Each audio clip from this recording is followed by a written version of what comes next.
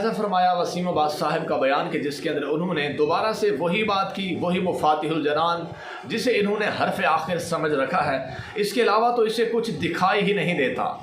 जो रिवायात जवाज़ पर दलील हैं, ये बंदा उन रिवायात को बयान ही नहीं करता, अपना जो इसने मौक़िफ़ बयान किया था उस पर डटा हुआ है और उसे इसने हरफ आखिर समझा हुआ है। हालांकि पिछली वीडियो के अंदर हमने बाकायदा उसूलों से ये बात साबित की थी कि हर लिहाज से आप शेर व शायरी, जुमा, शब जुमा आप उस लिहाज से बयान कर सकते हैं, मगर आज की इस वीडियो के अंदर हम इंशाअल्लाह तबारक व तआला मुकम्मल डिटेल आपके सामने रखेंगे। अब जैसा कि सबसे पहले मैं आपको हवाला देना चाहूँगा, ये किताब मसाइल शरिया और तर्जुमा है ये वसाइल शिया का। अब लिखने वाले कौन है? हुर्रे आमली। अब ये ऐसे मुहक्किक हैं, मुहद्दिस कबीर हैं हमारे यहाँ, तो इनकी ये किताब है और इन्होंने बाकायदा यहाँ पे सफ़ा नंबर 326 पर पूरा चैप्टर मौजूद है। एक बाब इन्होंने इसी नाम से लिखा है कि आइम्मा अहले बैत की शेर के साथ मदह करना और उनका मरसिया कहना मुस्तहब है, अगरचे माह रमज़ान जुमा के दिन और रात के वक्त हो।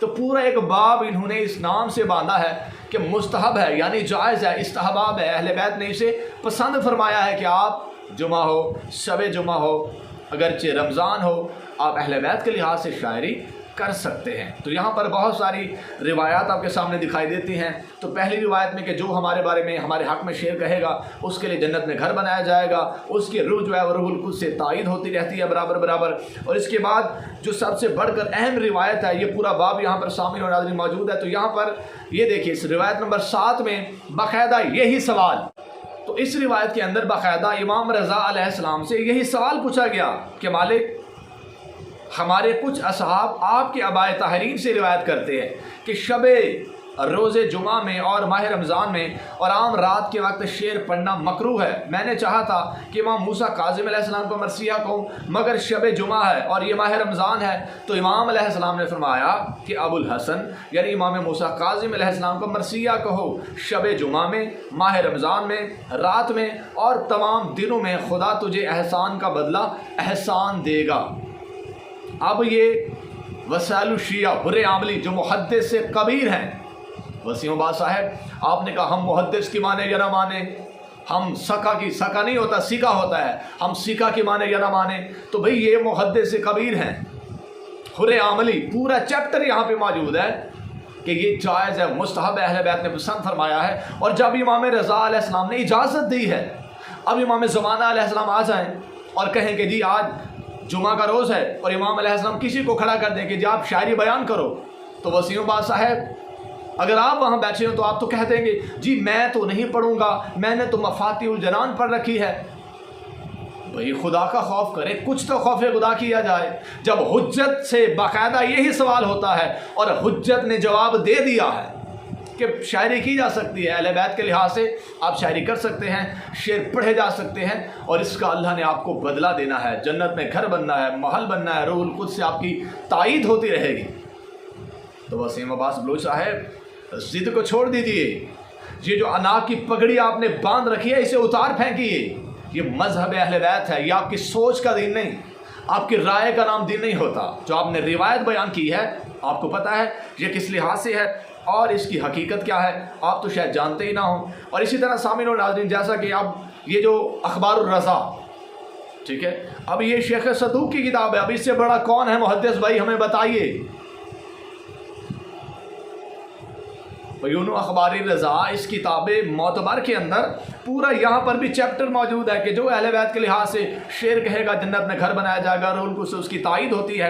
और इससे बढ़कर सबसे जो बड़ा कमाल का फरमान है कि सरकार फरमाती हैं जो मोमिन हमारी बिदा में शेर कहे तो अल्लाह ताला उसके लिए जन्नत में एक शहर तामीर करता है जो दुनिया से 7 गुना वसी होता है, और इस शहर में हर मुक़र्रब फरिश्ता, हर नबी मुरसल उसकी ज़ियारत करेगा। सुभान अल्लाह, जो शेर कहता है अहले बैत अताहार के लिहाज से उसकी फरिश्ते, मुक़र्रब फरिश्ते आकर ज़ियारत किया करेंगे। वसीम अब्बास बलोच साहब आप ज़रा गौर कीजिए। और इसी तरह इमाम सादिक अलैहिस्सलाम के लिहाज से देखा जाए, मौला सादिक अलैहिस्सलाम फरमाते हैं जो शख्स गम हुसैन में अशार पढ़े उस पर रोए और दूसरों को भी रुलाए तो खुदावंद आलम ऐसे शख्स पर जन्नत वाजिब करता है और उसे बख्श दे। हुज़ूर अली सरकार सादिक अलैहिस्सलाम ने फरमाया है जो अहले बैत अतहार के लिहाज से शेर पढ़ता है, रोता है, रुलाता है तो अल्लाह उस पर जन्नत वाजिब कर देता है और उसे बख्श देता है। क्यों आप लोगों की बख्शिश को छीनना चाह रहे हैं? اور انہیں گمراہ کرنا چاہ رہے ہیں، انہیں جہنم میں دھکیلنا چاہ رہے ہیں۔ آپ کو مومنین کے جنت میں گھر اچھے نہیں لگتے؟ خدا کے لیے چھوڑ دے بخل، یہ کیسی آپ نے رٹ لگائی ہوئی ہے۔ اور دوسری بات کہ جی جمعہ کے دن تو فقط ذکر الہی ہونا چاہیے، بس اللہ کا ہی ذکر ہونا چاہیے۔ آپ کو نہیں پتہ کہ معصوم فرماتے ہیں نحن ذکر اللہ ونحن اکبر، ہم ہی اللہ کا ذکر ہیں اور ہم ہی سب سے اکبر ہیں، سب سے بڑا ذکر ہے اللہ کا۔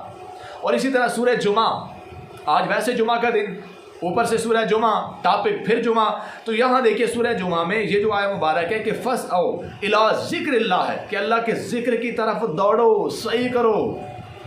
اور معصوم فرماتے ہیں اس سے کیا مراد ہے کہ ولایت علی ابن ابی طالب کی طرف دوڑو۔ معصوم کا تو یہ حکم ہے، تفسیر بتا رہی ہے، تفسیر فرات میں آپ دیکھ لیجیے، آپ کے سامنے موجود ہے۔ تو سرکار نے کیا فرمایا کہ یہ فَاسْعَوْا إِلَىٰ ذِکْرِ اللہ ہے، اس سے مراد ہے فَاسْعَوْا إِلَىٰ ذِکْرِ وِلایت علی ابن ابی طالب۔ ذکر تو ہے ہی یہی اہل بیت اطہار کا، انہی کی ولایت ہی ذکر اللہ کہلاتی ہے، انہی کا ذکر ہی اللہ کا ذکر کہلاتا ہے۔ تو آپ کو کس نے منع کر دیا کہ اہل بیت کا ذکر نہیں ہونا چاہیے؟ اہل بیت کے ذکر پر آپ نے کس طرح سے یہ فتوے جاری کر دیے کہ جی ایسا نہیں ہو سکتا، شعر نہیں پڑھے جا سکتے، شعر نہیں بیان کیے جا سکتے۔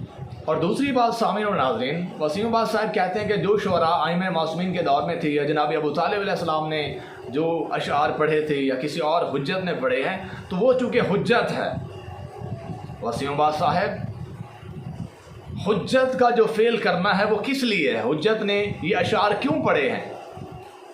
امام معصوم علیہ السلام جب مولا خود پڑھ رہے ہیں تو مومنین کو کیسے منع کیا جا سکتا ہے؟ اور پھر آپ نے قرآن کی بات کی کہ قرآن مجید کے اندر شعراء کی مذمت آئی ہے،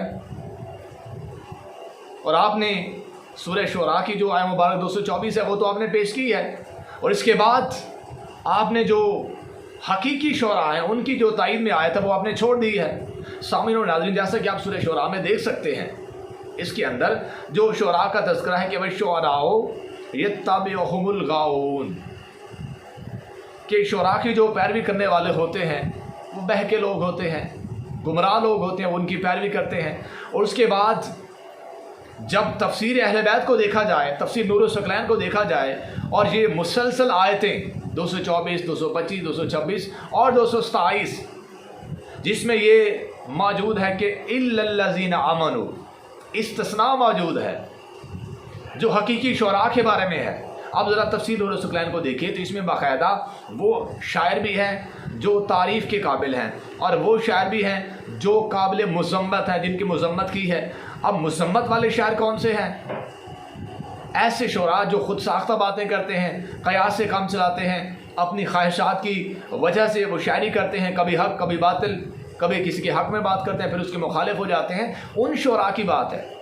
تفسیر کو پڑھا جائے تو اس کے اندر باقاعدہ معصومین علیہ السلام نے فرمایا ہے، معصوم سے پوچھا گیا ہے کہ وَالشُّعَرَاءُ يَتَّبِعُهُمُ الْغَاوُونَ سے کون سے شعراء مراد ہیں؟ تو معصوم نے فرمایا کہ جو اپنی طرف سے مسائل گھڑ کر لوگوں کے سامنے پیش کیے اور گمراہ لوگوں نے ان کی پیروی کی، یعنی شعر و نشر و اشاعت پھیلانا اس سے بھی ریلیٹڈ ہے۔ معصوم فرماتا ہے جو اپنی طرف سے گھڑ کے مسئلوں کے حل لکھتے ہیں اور پھر انہیں نشر کرتے ہیں، لوگ ان کو فالو کرتے ہیں، گمراہ ہو جاتے ہیں، اس سے مراد وہ لوگ ہیں، وہ شعراء ہیں۔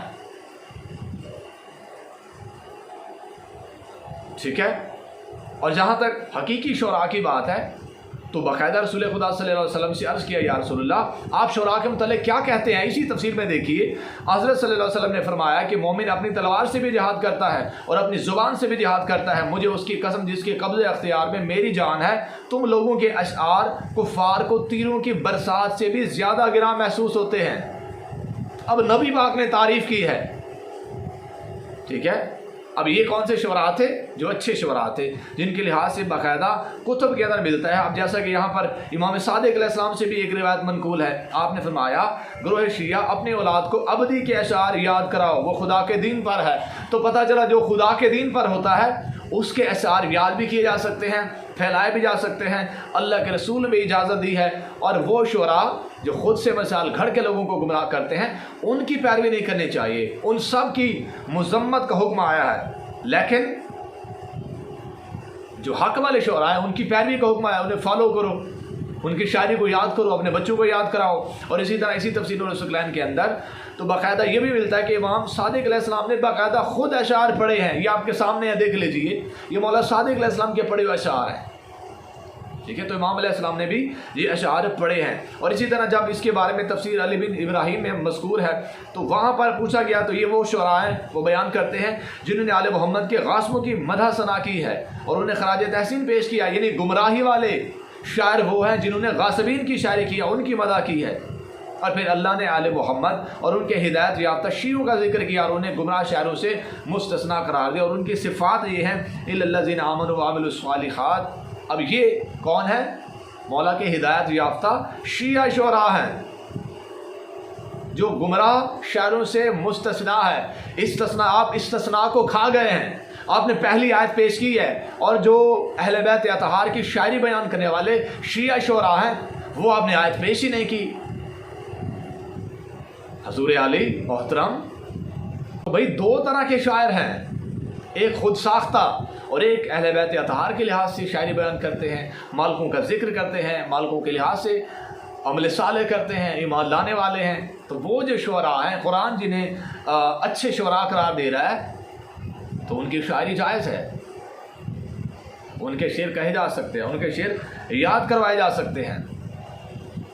اور اسی طرح جہاں تک بات کی جائے، آپ نے دوسری آیت پیش کی کہ جیسے اللہ قرآن میں کہتا ہے اپنے رسول کے لحاظ سے کہ وما علمناہ الشعر وما ينبغي له ان هو الا ذکر وقرآن مبین۔ یہ جو آیت مبارک ہے کہ ہم نے نبی کو شعر نہیں سکھایا اور نہ ہی شاعری ان کے شایان شان ہوتی ہے۔ اب اس کی کیا وجہ ہے کہ آپ نے اس پر غور کیا ہے؟ تو اس پر دیکھا جائے تو باقاعدہ تفسیر قمی میں، اب یہ تفسیر قمی کون سی ہے؟ یہ حوالہ میں نے اس لیے دیا تاکہ آپ کو مفاتیح الجنان کے جو مصنف ہیں اسی کے گھر سے حوالہ دیا جائے۔ یہ صاحب مفاتیح، یہ تفسیر قمی اسی کی ہے۔ تو اس کے اندر باقاعدہ مرقوم ہے کہ قریش قرآنی آیات سن کے یہ کہتے تھے کہ محمد جو کچھ کہہ رہا ہے یہ شاعری ہے۔ اللہ تعالیٰ نے ان کی تردید کی اور فرمایا کہ ہم نے اپنے نبی کو شاعری نہیں سکھائی، اور شاعری ان کے عظیم منصب کے شایان شان نہیں ہے۔ ہمارا نبی جو کچھ بیان کر رہا ہے وہ تو ایک نصیحت ہے اور صاف پڑھی جانے والی کتاب ہے۔ یہی وجہ ہے کہ حضرت صلی اللہ علیہ وسلم کبھی شعر نہیں کہتے تھے، رسول پاک نے اشعار نہیں کہے، ورنہ لوگ قرآن مجید کو شاعری سمجھ لیتے۔ رسول پاک کی باتوں کو نعوذ باللہ من ذالک وہی قیاسانہ، وہی خود ساختہ، وہی خواہشات پر مبنی شاعری سمجھا جاتا۔ اس لیے اللہ نے باقاعدہ آیت بھیج دی کہ ہم نے نبی کو شاعر نہیں بنایا، کیونکہ منافقین نبی پاک کی جو وحی والا کلام تھا اس کی مذاق اڑا رہے تھے، اس کی توہین کر رہے تھے۔ اس وجہ سے اللہ نے یہ آیت بھیجی کہ ہم نے نبی کو شاعر نہیں بنایا، بلکہ یہ جو کچھ کہتا ہے وہی آتی ہے تب یہ بول رہا ہوتا ہے۔ اس کی زبان سے جو بھی نکلتا ہے وہ وہی ہوتی ہے، چاہے جو بھی نکلے، وہ شاعری نہیں ہے، وہ وہی ہوتی ہے۔ کیونکہ ان کے ذہن میں وہ شاعر تھے جو گمراہی والے تھے، جو باطل تھے، جو حق کو غلط ملت کرنے والے تھے، ان کی بات ہے۔ انہوں نے نبی پاک کے کلام کو وہ شاعری سمجھا، تب یہ آیت آئی۔ اللہ نے کہا ہم نے نبی کو شاعر نہیں بنایا، ہم نے انہیں شاعری نہیں سکھائی۔ اور جہاں تک شاعری کی بات ہے تو معصومین نے اشعار پڑھے ہیں، معصومین نے اجازت دی ہے، اور حجت جب پڑھ رہی ہے تو ہمیں سکھانے کی خاطر پڑھ رہی ہے۔ وسیم آباد صاحب تھوڑا ہوش کے ناخن لیں، آپ اس قوم کو کیا سکھانا چاہ رہے ہیں؟ جو جواز پر چیپٹر باب موجود ہے آپ نے انہیں چھوڑ دیا ہے، تو کیا یہ حدیثیں نہیں ہیں، یہ روایت نہیں ہے، یہ قرآن کی تفسیر نہیں ہے کہ دو طرح کے شاعر ہوتے ہیں، ایک حق والے ایک باطل والے؟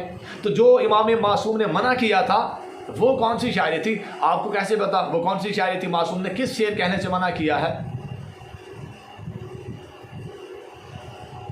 اور دوسری بات، جہاں تک اصولوں کو دیکھا جائے تو 8ویں بادشاہ، جو ہمارے 8ویں بادشاہ ہیں، جو انہوں نے بیان کر دیا، باقاعدہ اسی سوال کا جواب دیا ہے جو لوگوں نے کہا کہ آپ کے عباس سے یہ روایتیں ملتی ہیں جیسا کہ آپ بیان کر رہے ہیں۔ یہی سوال معصوم سے پوچھا گیا مولا رضا علیہ السلام سے، مولا رضا علیہ السلام نے اجازت دی ہے، آپ کس گھاس کی بولی ہیں بھئی؟ آپ کی اوقات ہی کیا ہے؟ جی کون ہے جو حدیث ثقلین کو ماننے والا ہے؟ امام رضا علیہ السلام حدیث ثقلین میں نہیں آتے، مولا حجت نہیں ہے، مولا امام نہیں ہے۔ مجھے تو ایسا لگتا ہے کہ امام زمان علیہ السلام کے سامنے بھی آپ نے انکار کر دینا ہے۔ وسیم آباد صاحب غور کیجئے، تھوڑا سا शर्म व हया से काम लिया जाए। तो सामईन और नाज़रीन, मैंने बाकायदा हर चीज़ को आपके सामने खोल खोल के बयान कर दिया है कि शायद दो तरह के होते हैं। एक जो होते हैं वो ख़ुद से मसाइल घड़ते हैं, ख़ुद साख्ता ख्वाहिशाती नफसानी ख्वाहिशात के जो पुजारी होते हैं वो गुमराह करते हैं, और दूसरे शायर हक़ होते हैं जो हक़ बयानी करते हैं। और हक़ बयानी चाहे शब जुमा हो, जुमा का दिन हो, चाहे जो भी हो, तो अगर जुमा के दिन ज़िक्रुल्लाह करना है तो अहले बैत अतहार का ज़िक्र ही ज़िक्रुल्लाह कहलाता है। तो इस लिहाज से, हर लिहाज से आप शायरी अहले बैत कर सकते हैं।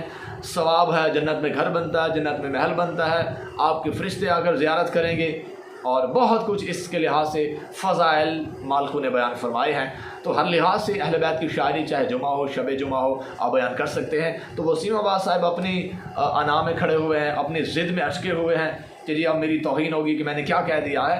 तो इन्होंने बिल्कुल जो है ना वो गलत इस्तेमाल किया है, और ऐसा कुछ नहीं है। मासूम ने जब कह दिया, 8वें बादशाह ने जब बयान कर दिया, हुसैन ने कुछ यूं मुझे सवारा है, ये मेरी आंखों में आंसू नहीं सितारा है, और देख मौलवी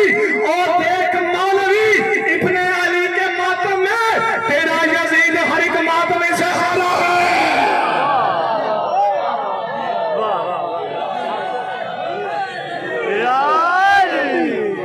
खुदा